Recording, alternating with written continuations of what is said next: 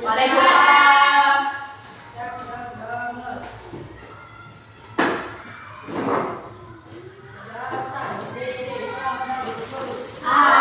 Assalamualaikum warahmatullahi wabarakatuh. Waalaikumsalam warahmatullahi wabarakatuh. Apa kabar hari ini? Baik. Ada yang nggak masuk? Enggak. Masuk semua? Belum. Sekarang kita belajar melanjutkan yang kemarin ya. Di buku itu ada tentang peperangan Surabaya ya. Peperangan Surabaya. Coba kalian baca dulu tentang peperangan Surabaya itu. Pertempuran Surabaya. Dibaca dulu, dipahami. Pertemuan kemarin kita belajar tentang apa? Proklamasi, tentang kemerdekaan, tentang siapa orang-orang yang berperan penting dalam proklamasi dan dalam kemerdekaan Indonesia, bangsa Indonesia. Masih ingat tak? Siapa? Ada Insinyur Soekarno, ada Bung Hatta, ada Sayuti Meli, terus Fatmawati ya, terus ada Tadase Laksamana Tadase Maeda ya, orang Jepang, tapi dia membantu kita untuk merdeka. Nah sekarang ada pembelajaran tentang pertempuran Surabaya. Kalian baca dulu pertempuran Surabaya. Di mana pertempuran Surabaya itu terjadi karena Inggris, pertempuran antara Inggris dan Indonesia ya. Jadi dulu tuh pernah ada Inggris itu menyampaikan kayak surat ya, kalau Indonesia itu tidak boleh begini, tidak boleh begini ya. Tapi sama Indonesia ditolak ya, ditolak sama Indonesia ditolak. Jadi karena Indonesia tidak mau kan dijajah lagi, jadi Inggris dan Indonesia berperang di Surabaya ya. Itu terjadi pada tanggal 10 November.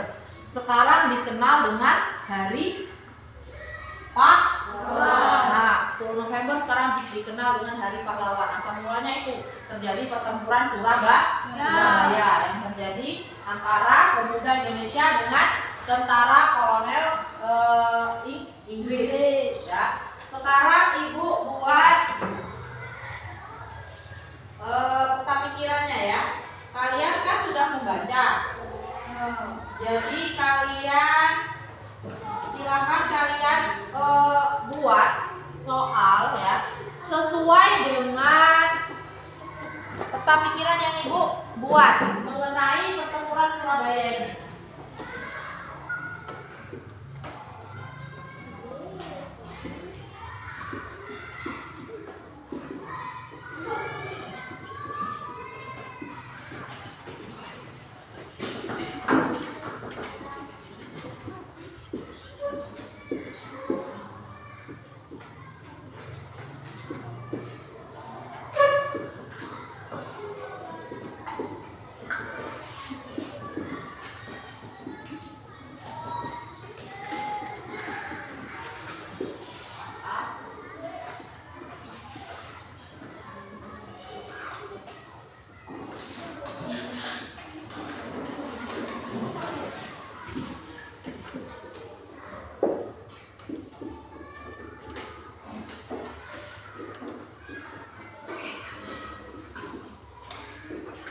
Nah, ini ya.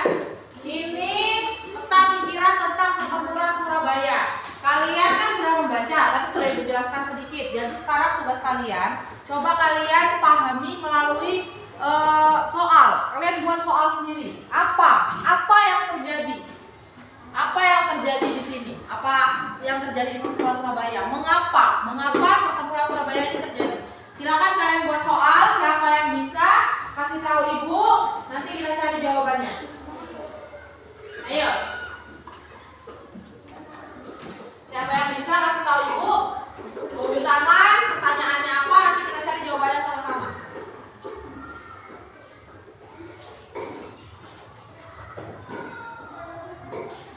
Ada yang bisa? Ayo, siapa?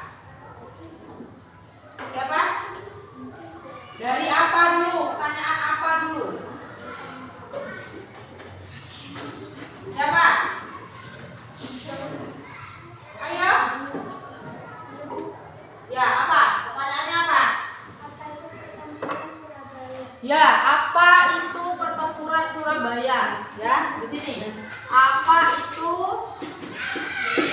pertempuran Surabaya? Supaya kalian lebih paham, jadi kita buat pertanyaan seperti ini ya. Nah, pertempuran Surabaya. Apa itu pertempuran Surabaya? Pertempuran yang terjadi secara fisik menggunakan senjata ya antara pemuda Indonesia dengan kolonel Inggris. Itulah pertempuran Surabaya ya. Pertempuran Surabaya itu pertempuran yang terjadi secara fisik menggunakan senjata antara pemuda Indonesia dengan kolonel Inggris. Terus yang kedua, mengapa? Ya. Mengapa pertempuran Surabaya terjadi? Mengapa pertempuran Surabaya terjadi?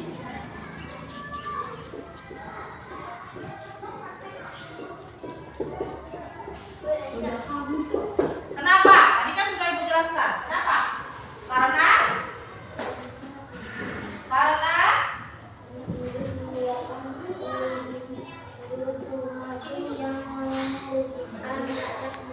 ya, Inggris mengeluarkan ultimatum. Ultimatum tadi ialah pesan yang diberikan Inggris kepada Indonesia tadi.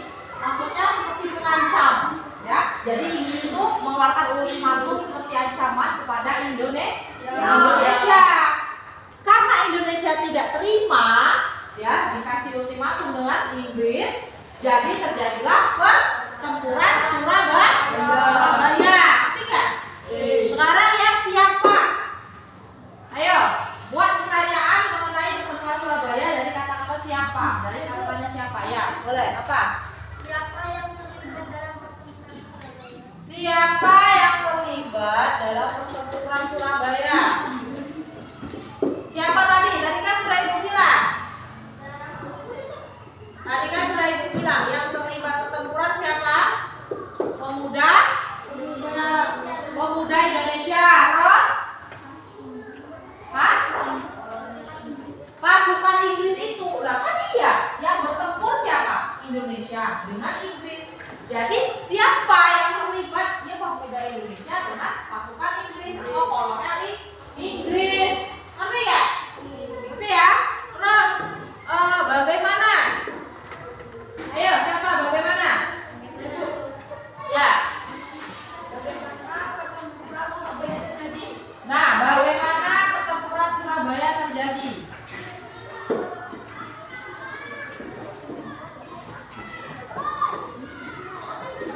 Gimana pertempuran Surabaya terjadi? Jadi ketika Inggris mengeluarkan ultimatum dan ultimatum ditolak oleh Indonesia lalu jadi peperangan dan Ya, hampir sama ya. Hampir sama antara mengapa pertemuan dengan bagaimana. Hanya lebih detail dari bagaimana ya. Jadi tetap yang tadi sama karena dia mengeluarkan ultimatum berupa ancaman, ya kan? Indonesia tidak mau diancam, tidak mau diatur.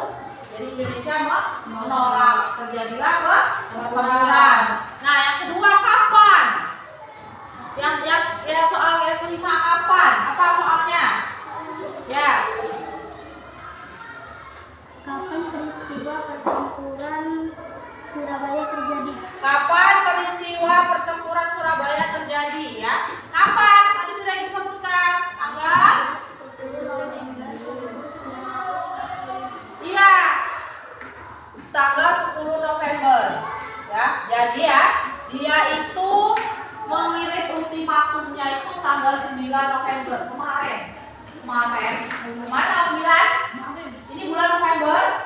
Kemarin tanggal 9 November pada tahun 1945, kolonel Inggris memberikan ultimatum kepada Indonesia yang ada di Surabaya. Terus kemarin Indonesia tidak terima. Jadi tanggal 10 hari ini hari pahlawan. Tanggal 10 November terjadilah pertempuran. Jadi memberikan ultimatumnya kemarin tanggal 9, tidak terima kita, hari ini terjadi peperangannya tanggal 10 November. Terus yang terakhir di mana? Apa? Di mana peperangan terjadi? Di mana peperangan terjadi? Ya, di mana? Ini sudah jelas. Di mana? Di Surabaya. Iya, peperangan terjadi di Surabaya. Sudah jelas, peperangan terjadi di Surabaya. Nah, sampai sekarang tanggal 10 November itu dikenal dengan tanggal Hari Pahlawan. Dan hari ini hari pahlawan. Hari tanggal berapa? Tanggal 10 bukan hari ini? Hah? 9 hari ini ya? Berarti besok ya tanggal 10-nya? Nah, besok tanggal 10 November berarti besok hari pahlawan kita. Ya kan? Ya, ngerti belum? Ada yang mau ditanyakan nggak? Nggak ada ya? Paham ya? Sekarang kita ke materi selanjutnya. Coba ibu minta kalian buat kelompok, 3 kelompok.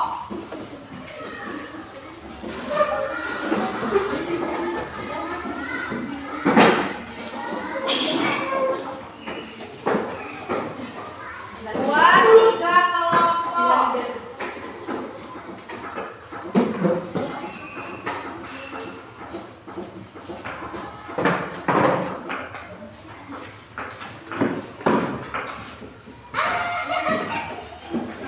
Sudah?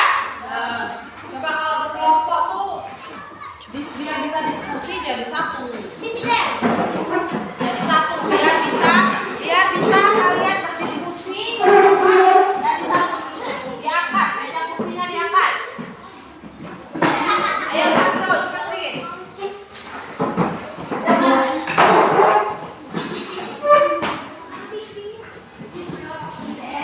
Sudah? Sekarang kita ke pembelajaran selanjutnya. Pertemuan yang kemarin kita sudah belajar tentang apa? Tumbuhan dan habitatnya. IPA ya. Kita sudah belajar tumbuhan dan habitatnya. Kita membahas tumbuhan apa kemarin? Hidrofit dan xerofit, ya kan? Hidrofit itu tumbuhan yang hidup di daerah yang lembab.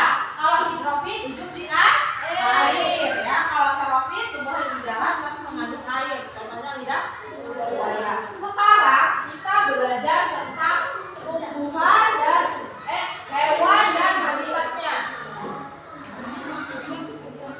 Hewan dan habitatnya. Nah, apa? Ibu berikan contoh hewan dan habitatnya. Contohnya ikan, ya. Ikan itu memiliki ciri-ciri tertentu, ya. Seperti ada dia punya sirip, ya. Untuk apa gunanya siripnya? Untuk berenang. Kenapa? Karena dia hidup di air. Habitat ikan di air. Terus alat pernafasan ikan juga lain dengan kita yang hidup di darat. Kita menggunakan paru-paru, ya. Dia menggunakan insang, ya. Itu apa? Ya karena dia kan terus membuka mulutnya. Jadi insangnya itu bisa berguna untuk dia di dalam air. Selain itu apa ciri-ciri dari ikan? Ikan itu bersisik, ya. Kenapa ikan bersisik? Untuk melembabkan tubuhnya. Jadi ikan memiliki sisik, ya. Kalau dia memiliki bulu basah kalau nanti bisa dia berenang. Hanya dia memiliki sisik, ya kan? Ada nggak contoh yang lain? Ayam hidupnya di darat, ya. Ayam hidupnya di darat, dia memiliki paru, ya. Parunya untuk apa? Untuk mencari makan, ya. Untuk mengatur makanannya yang ada di darat. Nah, sekarang ya, tugas kalian cari ya contoh hewan secara berkelompok ini, ya. Secara berkelompok.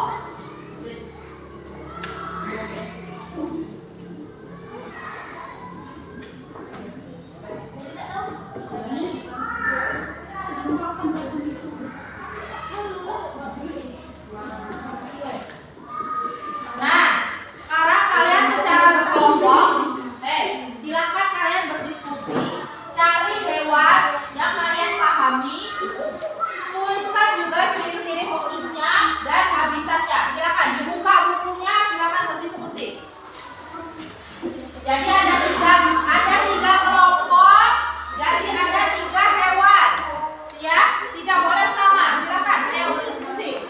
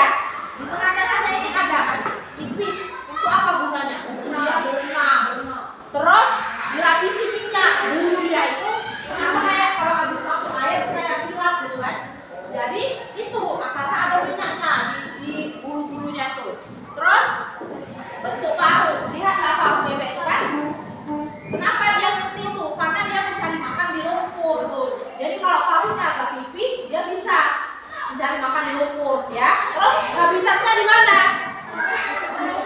Tempat yang berair ya, tempat yang berair seperti sungai, lumpur ya, terus danau itu tempatnya. Terus kelompok yang ketiga apa?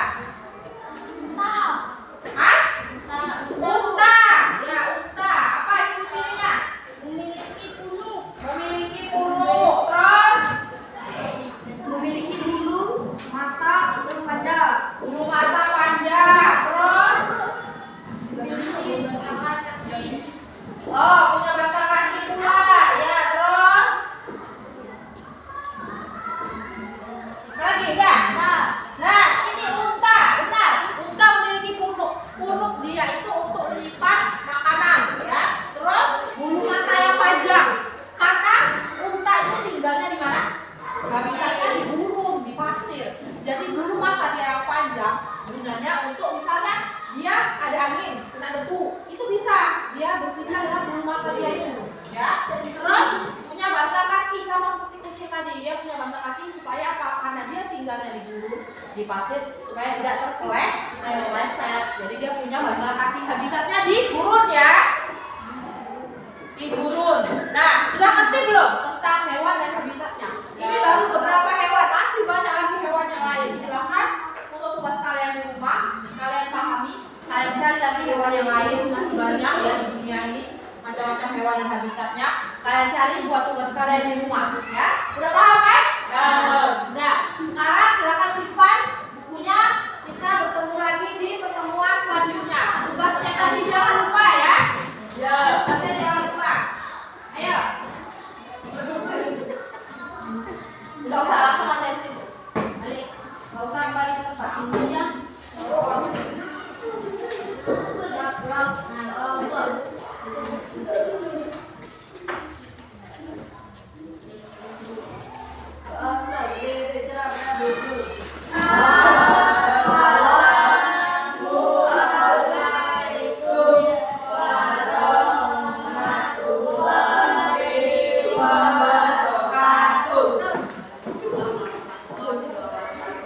Terima kasih ya.